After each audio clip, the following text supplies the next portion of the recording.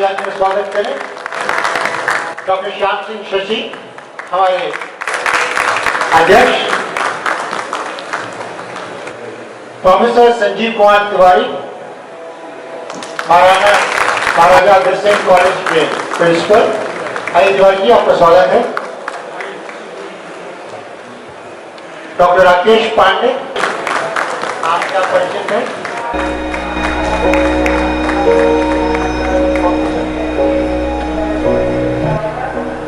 आदरणीय मंच से प्रार्थना है कि वे दीप जलाकर कार्यक्रम का प्रारंभ करें। दीप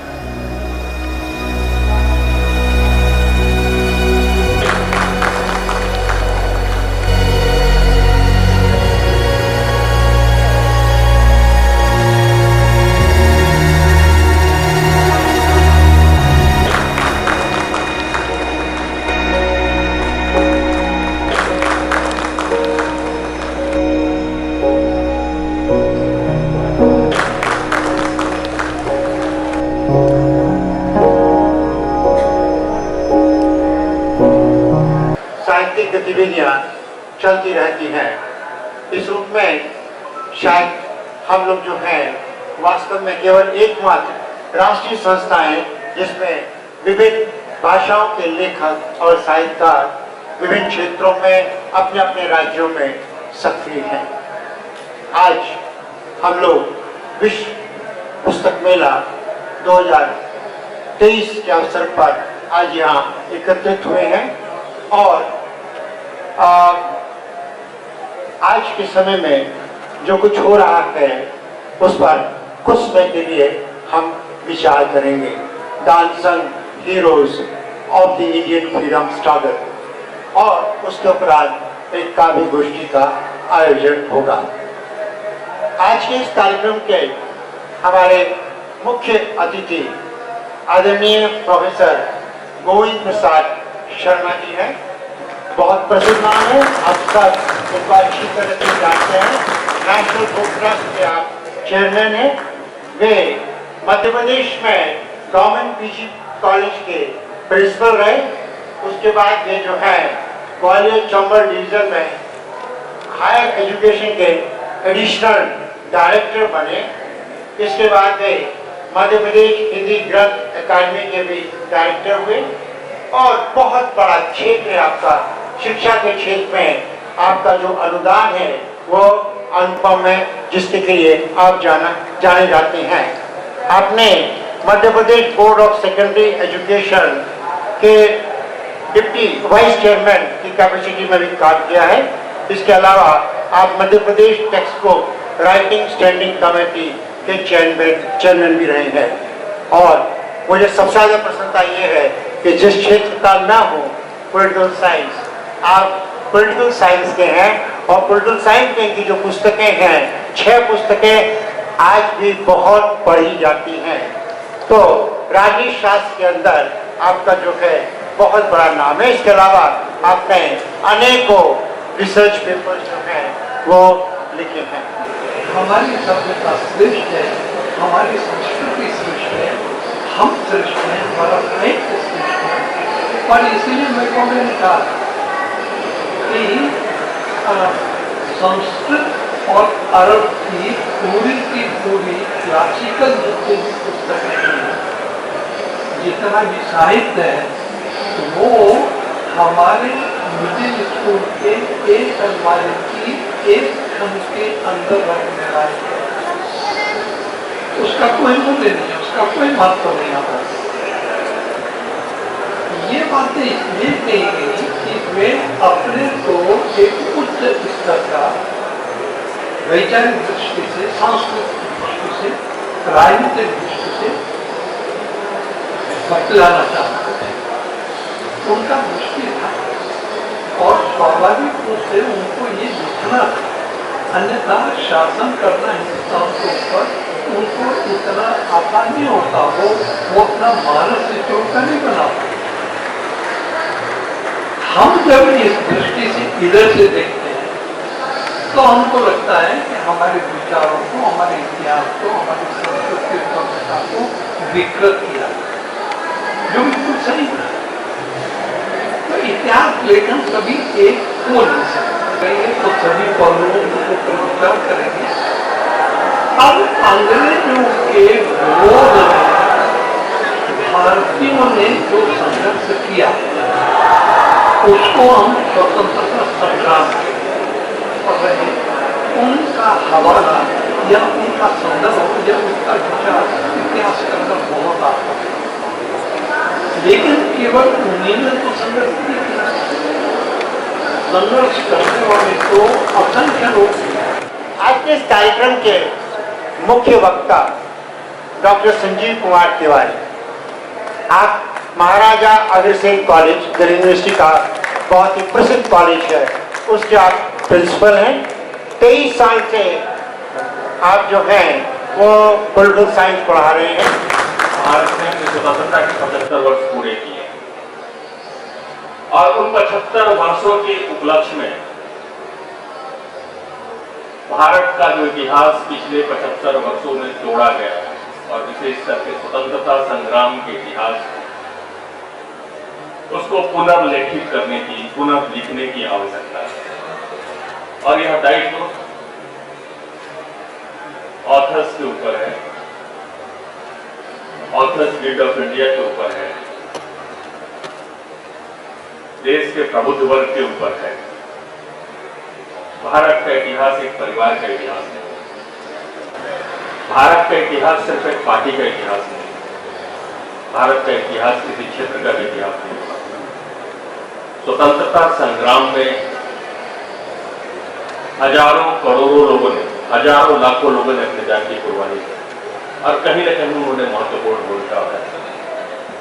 और उनको दुर्भाग्य है देश का इतिहास को तोड़ा मरोड़ा।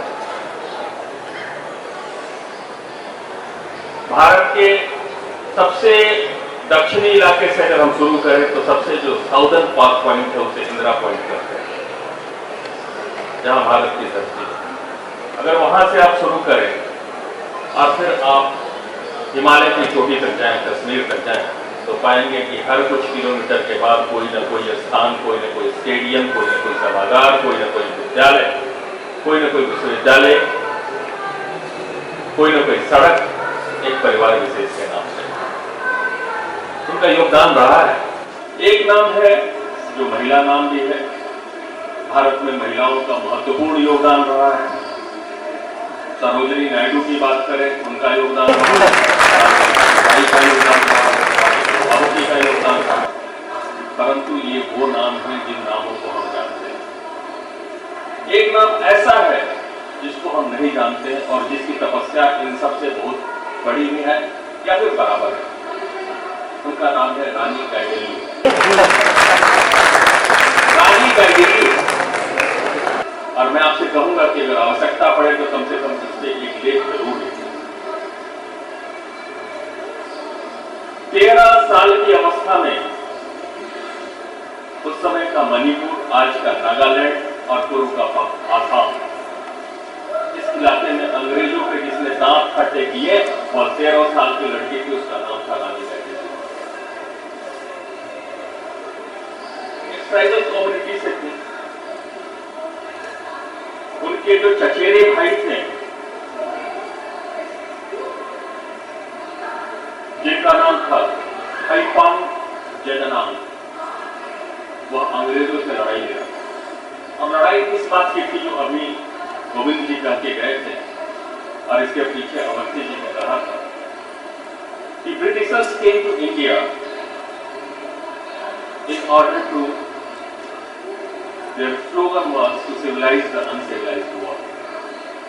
असभ्य लोगों को सभ्य बनाना और उस पहाड़ की घाटियों में, जंगल की वादियों में रहने वाले लोग उनको असभ्य कहते थे। परंतु उनका मुख्य उद्देश्य था किसी न किसी तरह से उनका धर्मांतरण करना और किसी न किसी प्रकार से वहां जो धन है उस धन को लूट करने का, और यही उनका लक्ष्य।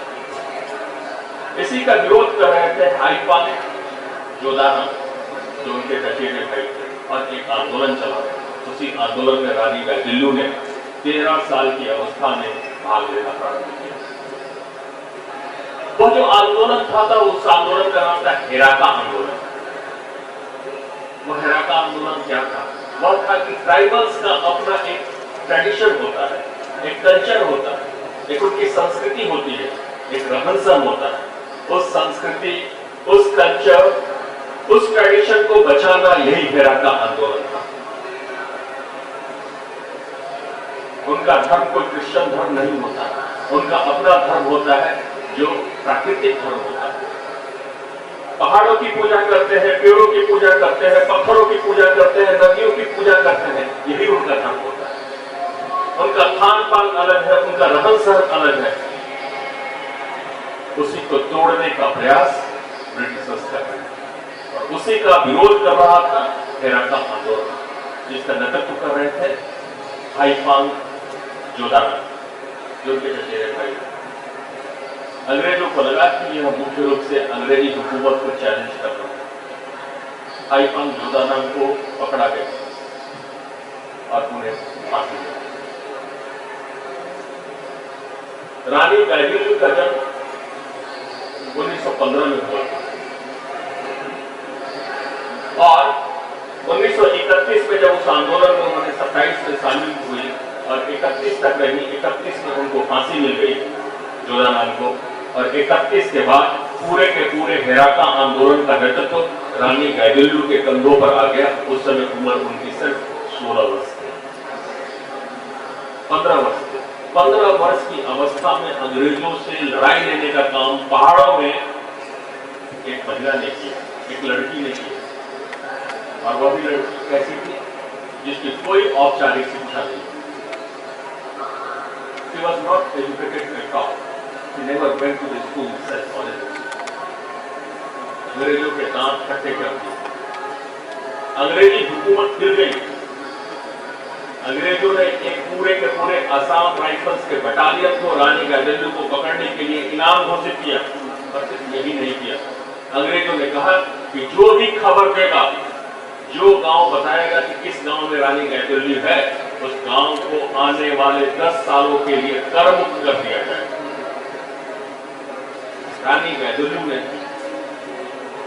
4000 अपने उसको चारों तरफ से घेर लिया। अंग्रेजी सैनिकों ने घेर लिया, उसके ऊपर अटैक किया गया। रानी गाइदिन्यू वहां से भाग गई और भागते भागते लगातार एक गांव से दूसरे गांव भागते रहे। इसके बावजूद कि अंग्रेजों ने कहा था कि उस गांव को करमुक्त कर देंगे और उस गांव के लोगों को पुरस्कृत करेंगे, कोई भी नागालैंड, असम और मणिपुर का गांव अंग्रेजों को यह बताने को तैयार नहीं था कि रानी गाइदिन्यू हमारे गांव। ये स्वतंत्रता संग्राम। मुझे लग रहा है कि 1932 में अंग्रेजों ने उन्हें पकड़ लिया और 1932 से लेकर 1947 तक उन्हें आजीवन कारावास में जेल में रखा। 16 साल की लड़की को एक जेल से दूसरे जेल अंग्रेज पहुंचाते रहे। सबसे पहले असम की राजधानी गुवाहाटी में रखा गया, फिर शिलोंग रखा गया, फिर तुरा रखा गया। उनको एक जगह से दूसरी जगह पहुंचाया गया। ऐसा क्यों किया गया? ऐसा इसलिए किया गया कि वहां के लोगों को पता नहीं लग जाए कि रानी गाइदिन्यू इस जेल में है और वहां के ट्राइबल्स और वहां के जो जनजातीय लोग हैं वह उस जेल के ऊपर आक्रमण करके उसे अपने कब्जे में नहीं कर सकते। इसलिए ऐसा किया। लेकिन भारत के इतिहास में इसको कोई स्थान नहीं। वर्तमान सरकार ने उनके ऊपर सिक्का जारी किया जब उनके 100 साल हुए। उसके पहले भी प्रयास किया गया, उनको विभिन्न प्रकार के सम्मान दिए गए, परंतु मुझे लग रहा है कि जितना उनको देना चाहिए था, हम स्वतंत्रता संग्राम में स्वतंत्रता प्राप्त करने के बाद हम लोगों ने नहीं दिया। और यह कर्ज किसी और के ऊपर नहीं है, इन ऑथर्स के ऊपर है कि कम से कम उनको याद किया जाए।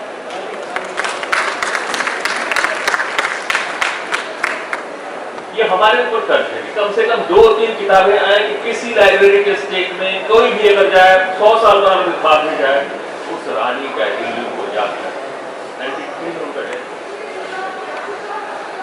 75 वर्ष की अवस्था में अगर वो भी चाहती तो मेंबर ऑफ पार्लियामेंट बन जाती, अगर वो भी चाहती तो राज्यपाल बन जाती, अगर वो भी चाहती तो केंद्र में मंत्री बन जाती, परंतु उन्होंने वह मानना स्वीकार नहीं किया, वह बनना स्वीकार नहीं।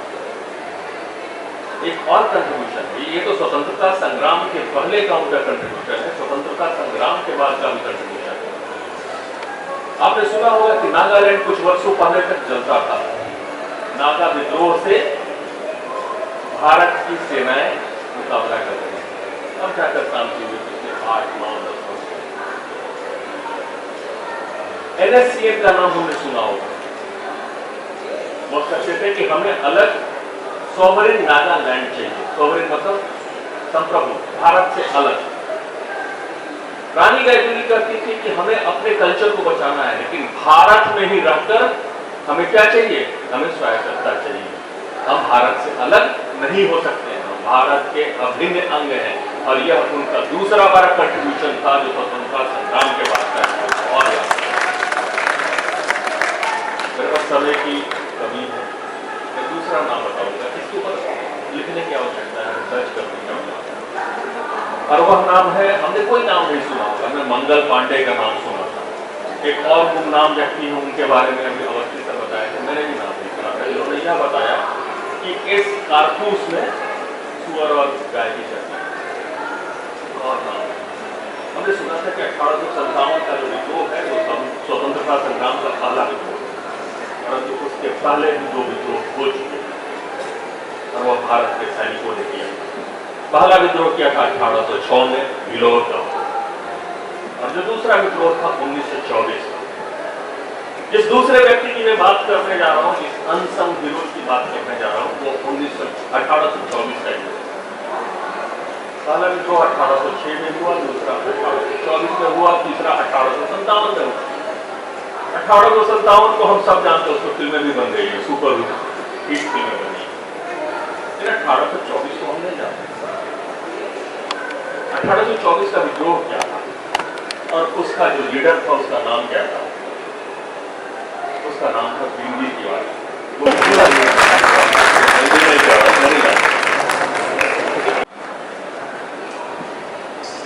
मैं मंच पर आदरणीय शशि और सभी मित्रों को प्रणाम करता हूँ। सामने भी बहुत महत्वपूर्ण बैठे हैं। मैं वो बात करूँगा जो मेरी विगत किताबें आई हैं, और मैंने उसमें जो पाया, मुझे लगता है कि कुछ बहुत महत्वपूर्ण चीज़ें हैं जो कहीं न कहीं पर छूटी हैं, और मुझे लगता है कि उन्हें जो है सामने आना चाहिए। मैं 2 बात कल आपके हाथ सुनाऊंगा। जलियांवाला बाग कितना लोग जानते हैं? सभी लोग जानते हैं, सबके हाथ। काबुलवाला कितना लोग जानते हैं? एक भी हाथ नहीं होता। अब बात यही से आरंभ करता हूँ। जलियांवाला बाग में सब लोग जानते हैं, लगभग सरकारी आंकड़ा लगभग 250 लोगों के मरने का था, जो और वो ऐसे था कि मेले था और अंग्रेजों ने जनरल डायर गोली चला दी। उस कथा सभी लोग जानते हैं। क्या इस कथा को जानते हैं कि एक जगह पर 600 लोग अंग्रेजों से लड़ते हुए मर गए? नहीं जानते। मैंने प्रश्न, जब मैं किताब, असल में क्या हुआ कि उत्तर प्रदेश सरकार ने 75 जिलों पर, हर जिले पर स्वतंत्रता संग्राम का इतिहास लिखवाया। अमेठी का जिम्मा मेरे था, मुझे दिया गया, मैंने लिखा कि मैं वहां पे रहने वाला हूँ। तो मैं हैरान रह गया ये जानकर, ऐसे किस्से थे केवल मात्र मेरे जिले में। मैं पूरे देश की तो बात ही नहीं करता, मैं उसके बाद में आऊंगा। मैं जो कार्य कर रहा था, जो मेरे सामने जो तथ्य आए, मेरे रोंगटे खड़े हो जाते हैं कि जलियांवाला बाग को सब जानते हैं, और जिस मिट्टी पर 600 लोग ये जान रहे थे कि अंग्रेजी सेना जिस पर तोप है, गोला है, बारूद है, उनसे लड़ने के लिए, उसे मोर्चा लेने के लिए हसिया कुदाल जैसे गांव का किसान होता है, वो लड़ने के लिए निकल पड़ा। और उसमें जो आप लोगों ने कहा कि लोग, चूंकि राजा लोग ही थे जो गद्दारी करते थे, अंग्रेजों के साथ मिल जाते थे, उनकी गद्दारी के कारण उनमें से किसी मुखबिर ने बता दिया कि लोगों ने कहां पर अपना टोह ले रखा है। तो अंग्रेजों की मुखबरी के कारण अंग्रेजों ने उनके पीछे से आकर हमला कर दिया, जिसमें उनके वंशज आज भी हैं, और 600 लोग एक काबू नाला के स्थान पर शहीद हो गए। और विडंबना यह है कि इतना बड़ा रक्तसंहार, इतनी बड़ी घटना हमारे लोग नहीं जानते हैं, ना उन पर किताबें हैं। और उससे बड़ी बात बता दे रहा हूं मैं किसी पार्टी की बात नहीं करता, सब पार्टियां मुझे एक ही लगती हैं, मैं क्षमा करिएगा जिसको मेरी बात। उसके बाद जब वन विभाग बन गया, सारी सरकारें आई, बात मैं किसी एक पार्टी की करूँ नहीं करूँगी, उसने किया उसने किया, सब पार्टी उत्तर प्रदेश में आ गई। किसी ने उसके स्मारक को बनाने के लिए जमीन नहीं देने की कृपा की, कोई इसको जमीन, इतने बड़े नरसंहार के लिए जब उसके वंशज आज भी वो सरकारी रूप से चिन्हित नहीं हुआ, उनके वंशजों ने, चूंकि भाले सुल्तानी थे, वीर थे, उन्होंने दिन को सरकार गिराती थी और रात को फिर उन्हें स्मारक बनाते थे। जहां पर आप जलियांवाला बाग चले जाएं, आपको बहुत बड़ा स्मारक मिलेगा। क्या वो 600 लोगों का अधिकार नहीं है, उनको याद किया जाए, जिनके नाम, जिनके वंशज जो है, तो फिलहाल उन लोगों ने कर करा के इस तरह संघर्ष करके वहां पर स्मारक उन्होंने अपना निजी रूप से उस स्थान वन विभाग की जमीन पर उन्होंने स्मारक खड़ा किया। लेकिन मुझे लगता है स्थान भी, गांव भी मेरा ही है, एरिया भी, स्थान भी मेरा है, और एक बेटे का नाम भी मेरा से मिल रहा है, तो जिज्ञासा जगी। वो वहां गए, शौर्य भाले सुल्तानी पार्क नाम रखा गया। अभी 2 महीने पहले की बात है, बल्कि सरकार ने अभी रिकॉग्नाइज, जब किताबें आने लगी, जब सब हमने लिखा, तो इस पर क्षेत्रीय लोगों का एक दबाव बना। अब सामने का एक पार्क जो वन विभाग का है, उसका नाम ये रखा गया कि शौर्य पार्क, भाले सुल्तानी पार्क। ये लोग शहीद कैसे हुए? आप लोगों को जिनको पता होगा कि अंग्रेज लड़ने में कोई बहुत मजबूत नहीं थे, अंग्रेजी सेनाएं वो कोई बहुत मजबूत नहीं थी। उस समय पर जो हमारे गोरखा लोग हायर करते थे, जो लोग इतिहास जानते होंगे, तो नेपाल से लोगों को हायर किया जाता था लड़ने के लिए। वहां पर जो है आप जो गोरखा सैनिक थे, जब फैजाबाद होते हुए सेना को लखनऊ जाना था। लोग इतिहास पढ़ने ही नहीं चाहते। अब तो दूसरी स्थिति है कि लोग पुस्तक ही नहीं पढ़ना चाहते। इतिहास भी जो मिलेगा वो आपको पुस्तक में मिलेगा, तो सब चीज छिप रही है। शायद इसका एक कारण बहुत बड़ा यही है। तो धीरे धीरे जब तक इस देश के अंदर जो नॉलेज सोसाइटी वो विकसित नहीं होती है, जब तक पुस्तक समाज विकसित नहीं होता है, तब तक ये होता रहेगा। और ये लोग हमारे जो मित्र लोग हैं, हमारे वे लोग जो जिनको सामने आना चाहिए, वो शायद सामने ना आ पाए।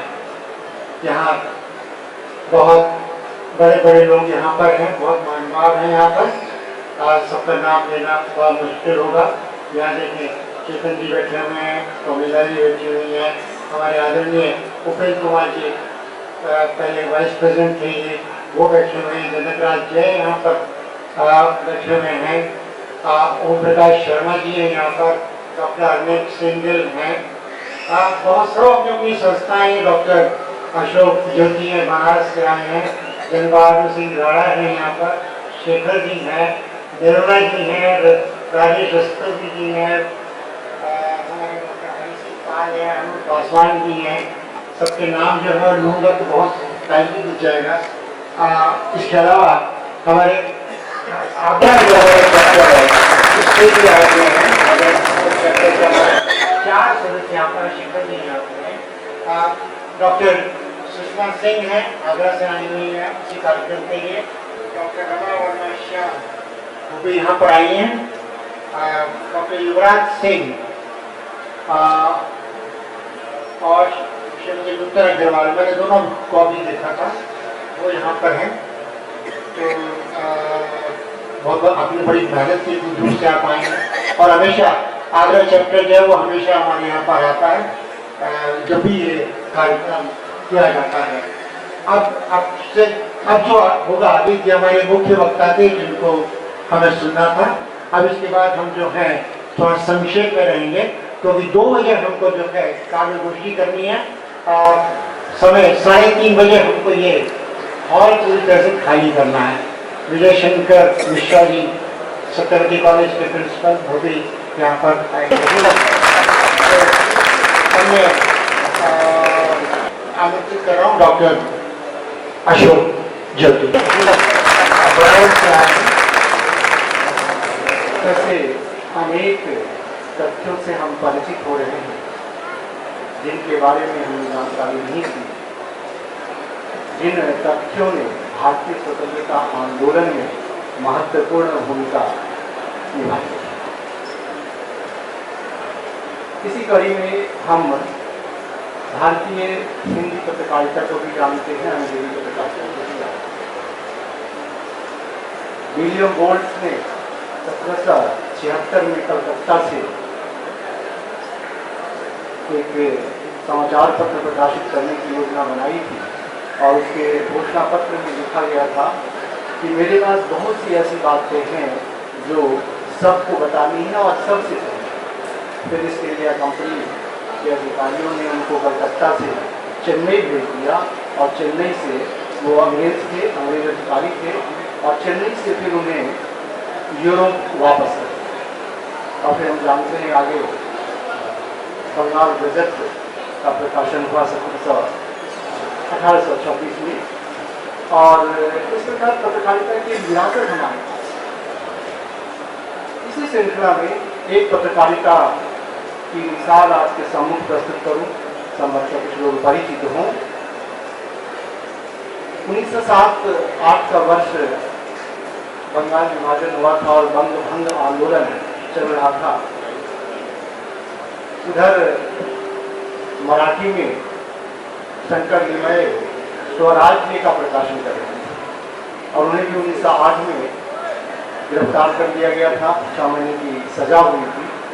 लोकमान्य तिलक के विचारों से वो प्रभावित थे और स्वतंत्रता आंदोलन के लिए उन्होंने बहुत सारे लेखों का प्रकाशन किया। आदरणीय मंच, सभागार में उपस्थित सभी अतिथिगण, प्राचार्य संजीव जी ने एक बात कही कि पुस्तक लोकार्पण में सभी कि शायद आपकी पुस्तक का विषय मेरे वक्तव्य में होगा, लेकिन दुर्भाग्य नहीं था। मैं बहुत ज़्यादा टाइम नहीं दूंगा। आज़ादी की लड़ाई में समाज के हर तबके में भाग लिया, आप सब जानते हैं, आप लोगों ने पढ़ा भी है और पांडे जी ने बहुत अच्छी बातें बताई। लेकिन एक तबका ऐसा था जिसको इतिहासकारों ने, साहित्यकारों ने 90% निग्लेक्ट कर दिया। समाज में उस वर्ग की स्थिति बहुत अच्छी नहीं थी, ये दृष्टि से देखा जाता था, क्योंकि वो जिस्म फरोशी का धंधा करती थी। वो 2 वर्ग थे, एक तवायफों का वर्ग था और एक वैश्यावृत्ति का था। तवायफों ने जिस तरह से स्वतंत्रता आंदोलन में क्रांतिकारियों की मदद की है, उस पर पूरी तरह से न्याय नहीं हुआ है, लिखा नहीं गया है। और आज मेरी पुस्तक का लोकार्पण हुआ शहीदास था, वो बुलंदशहर जिले के शतारी गांव की घटना है, बहुत छोटी सी घटना है, उसका जिक्र करके मैं समाप्त करूंगा अपनी बात। नवाब छतारी जी के यहाँ एक उदैया करके लड़का था जो अंग्रेजों से, ईस्ट इंडिया कंपनी के जो अंग्रेज थे उनसे बड़ी नाइकपागी रखता था, पसंद नहीं करता था। वहीं पर नवाब साहब ने पहले दिल्ली में वो तवायफ थी, उसके बाद उसको खुर्जा में बसाया, खुर्जा के बाद फिर वो छतारी गांव में बसा दिया। और एक और युवा व्यक्ति थी, बहुत 16 साल की, उसके साथ उदैया का एक लगाव हो गया, तो आना जाना उसका शुरू हो गया। और वहाँ से उसने जो सूचनाएं प्राप्त की, ईस्ट इंडिया कंपनी की एक पूरी बटालियन उसने बारूद बिछाकर वहीं के पास एक खंडराज है, वो किला आप देख सकते हैं, खंडर किला है, उस किले में वो ठहरना था रात को और वहाँ पर बारूद बिछाकर बटालियन उड़ा दी। उसमें करीब 30-35 सिपाही उनके मारे गए थे और उसको जिंदा पकड़ लिया गया, मार दिया गया, उसको फांसी दे दी गई। तो तवायफों का जो रोल रहा है आज़ादी की लड़ाई में वो कम नहीं है। चाहे अजीजन भाई की बात करें, बहुत सुंदर अपने समाज की एक राजपूत लड़की हुआ करती थी, अंग्रेजों ने उसको किडनैप किया और उसके साथ जो कुछ नाइकपागी की होती और उसके बाद उसको कानपुर में भेज दिया। उसने भी कानपुर में हथियार उठाए, तलवार उठाई और अंग्रेजों का मुकाबला किया। तो मेरा कहना यह है कि इस विषय पर भी पांडे जी काम कर रहे हैं, तो अमेठी में भी थोड़ा देखने की कोशिश करें। हालांकि जहाँ तक मैंने पढ़ा, अमेठी में शायद इस तरह का कोई हिस्सा नहीं मिलता।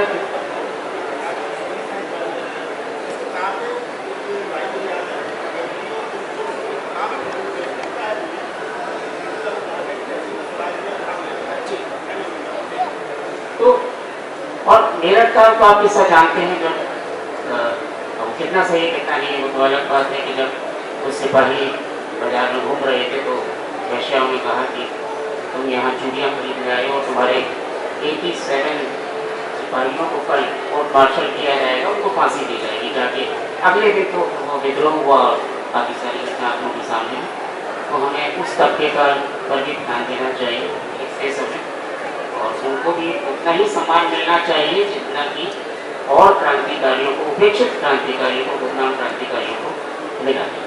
धन्यवाद।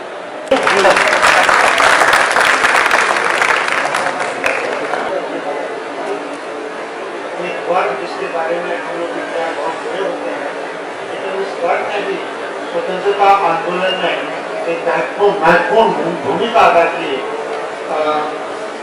संजय जी ने ये बहुत बड़ी बात की है और हम लोग को इस पर जरूर पढ़ना चाहिए, काम करना चाहिए। डॉक्टर जी कह रहे हैं तो ऑलरेडी इस पर काम बहुत ही बाहर जो आदिवासी हैं चेतन, उनके पिताजी दुनिया में नहीं है, हम लोग डिस्कस किया करते थे। मैंने CRT में छापा है, उन्होंने बहुत चीज छापी और मैंने भी छापा है रानी वाली जो। तो मैं तो समझता हूँ कि ये जितने लोग ये काम कर रहे हैं वो सब बधाई की बात है, और मैं उनको आशीर्वाद इसलिए दे रहा हूँ कि वो आगे बढ़े। आशीर्वाद